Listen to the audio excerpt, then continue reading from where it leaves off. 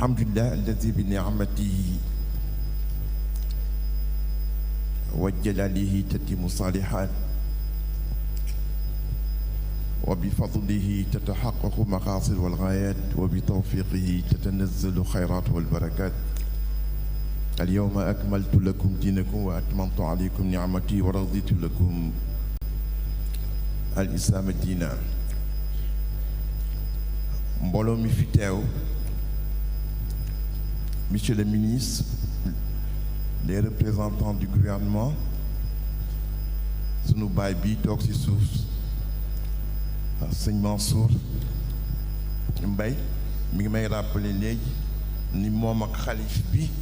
Cheikh Seydi Mouhamadou Moustapha moo leen yar ci loxoom. sëñ bi da nga baax rek, waaye li ñu waroon wax rek wax nañ ko, lépp wax nañ ko. sëñ Moustapha def na un compte rendu complet te loolu rek moo ci amoon njëriñ. jël na mission bi après 2 ans d'absence, mënoon na am ay failles, mënoon na am des trous dans la raquette, mais compte rendu bii mu def ñëpp xam na ni loxo yàlla moo dugg ci biir ak ndigalu waajuram sëñ Babacar Sy Mansour. da nga baax rek, amul leneen lu nga xam ne lii mën nañ ko ci teg, mais nag su fekkee ni may nga ma ko dina contextualiser. ci ban contexte le ziara 2022 am. ziara 2022 mi ngi am ci centenaire u Alaaji Malick Sy ci biir suuf. ziara 2022 mi ngi am tam ci centenaire bi sëñ Babacar jëlee xilaafa bi. ñaar ñëpp am ci année bi.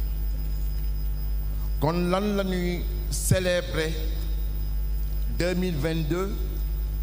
mooy fexe ba gis lu nga xam ni li itteeloon na topp Seydi Hadj Malick Sy mooy boroom xam-xam, mooy joxe xam-xam, le développement du capital humain, qui est l'une des priorités de ce gouvernement, qui est l'une des priorités de l'ensemble des gouvernements du monde.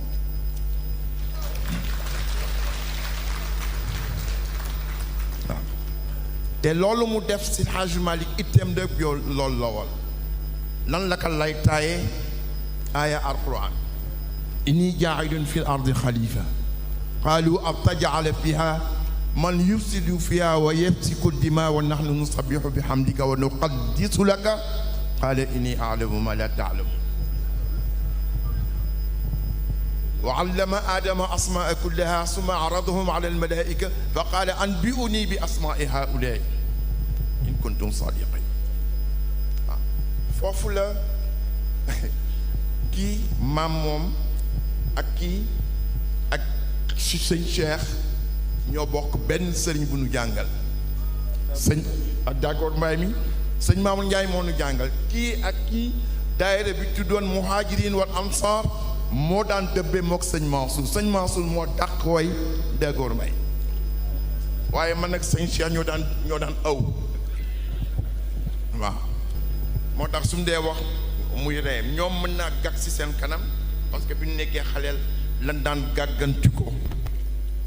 donc Alaaji Malick foofu la sukkandikoo ba liggéey li nga xam ne lii liggéey na ko.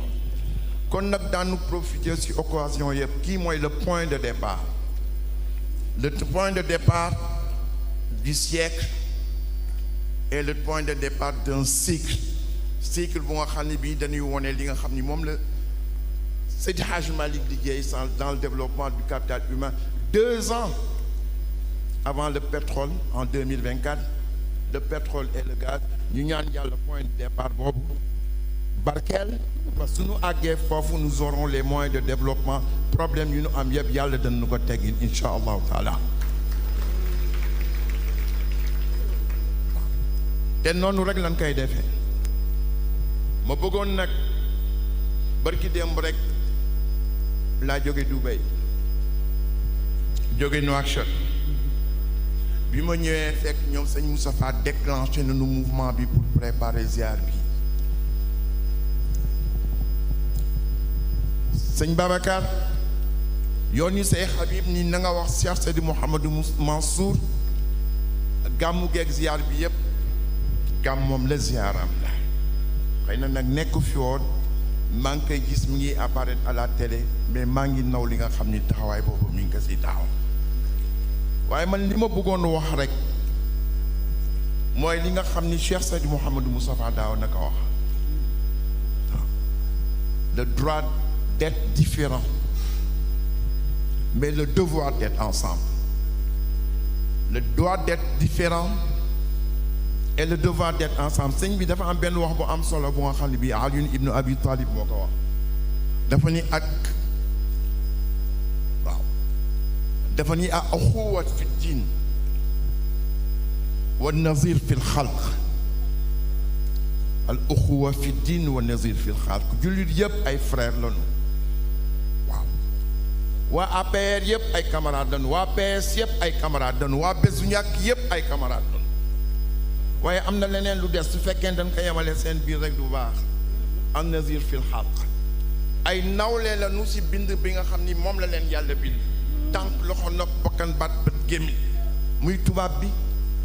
muy bambara bi muy joolaa bi muy tukulóor bi ñoom ñëpp sunu maam aadama ba tey tànk loxo nopp bakkan baat bët gémmiñ kon nag ay nawle la nu si bind bi leen yàlla bind te ñu niroo ñoom ñëpp nag ñi ngi ñaan yàlla rek année bu tedd bii di centenaire u Alaaji Mali di centenaire u sëñ Babacar bi mu jëlee xilaafa bi ak li nga xam ni moom lañ fi bàyyi si xam-xam waaw musuma gis famille bu mel noonu nga xam ni Alaaji Malik dafa bind kan mooy critique littéraire bi mooy sëñ Babacar Alaaji Malik bind xilaasu zahab sëñ Babacar bind taqris Alaaji Malik bind kifayatu raaxibin sëñ Babacar bind commenté ka Alaaji Malik bind ifhamu munkir aljani sëñ Babacar ñoo commenté ka yeneen ñi da ngay bind c'est en dehors de la famille qu'on trouve des critiques littéraires mais dans la famille de Alaaji Malik si biir famille bi doon koy trouver donc on va montrer année bi yëpp la pétillance intellectuelle d'El Hadji Malick Sy et de sa famille radiyallahu ta'ala anhum wasalaamu aleykum wa rahmatullahi ta'ala wa barakatuh.